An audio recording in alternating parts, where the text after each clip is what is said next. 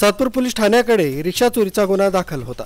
सदर गुन्ह्यास गुन्हे शाखा युनिट 2 हे समांतर तपास करीत असताना गुन्हे शाखा युनिट 2 कडील अधिकारी व अंमलदार यांनी तत्काळ गुन्ह्याच्या घटनास्थळास भेट देऊन घटनास्थळाच्या आजूबाजूस पडताळणी केली असता सदर ऑटो रिक्षा चोरी करणारे 2 आरोपी हे रिक्षा घेऊन जात असल्याचे समजून आल्याने अधिकारी तसंच अंमलदारांनी त्यांचा माग काढण्यासाठी जवळपास 48 सीसीटीव्ही कॅमेऱ्यांची तपासणी केली तसंच अनोळखी आरोपी निष्पन्न केले।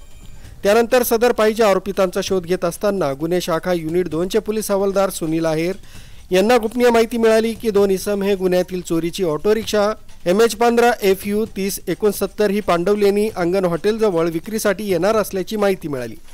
सहाय्यक पोलीस निरीक्षक हेमंत तोडकर, पोलीस उपनिरीक्षक यशवंत बेंडकोळी, बाळू शेळके, शंकर काळे, विलास गांगुर्डे, प्रकाश बोडके, चंद्रकांत गवळी, प्रवीण वानखेडे आदींनी पंचासह पांडवलेनी अंगण हॉटेल जवळ इंदिरानगर नाशिक या ठिकाणी जाऊन सापळा लावून आरोपितांना शिताफीनं ऑटो रिक्षासह ताब्यात घेतलंय। त्यांनी त्यांचे नाव प्रदीप जगन्नाथ तुपे, वय 35 वर्ष, राहणार राजदूत हॉटेल मागे, सिव्हिल हॉस्पिटल समोर, त्र्यंबक रोड, नाशिक, योगेश बाळू लोखंडे, वय 29 वर्ष, मूळ राहणार राजवाडा, वनी, तालुका दिंडोरी, जिल्हा नाशिक, हल्ली राहणार राहुलनगर, टाकळीगाव, उपनगर, नाशिक रोड असं सांगितलं। त्यांना ताब्यात घेऊन त्यांच्या ताब्यातून 1 लाख रुपये किमतीची ऑटो रिक्षा हस्तगत करण्यात आली। आरोपितांनी दिलेल्या कबुलीवरून सदर गुन्ह्यातील जप्त मुद्देमाल व 2 आरोपितांना पुढील कारवाईसाठी सातपूर पोलीस ठाण्यात हजर करण्यात आले।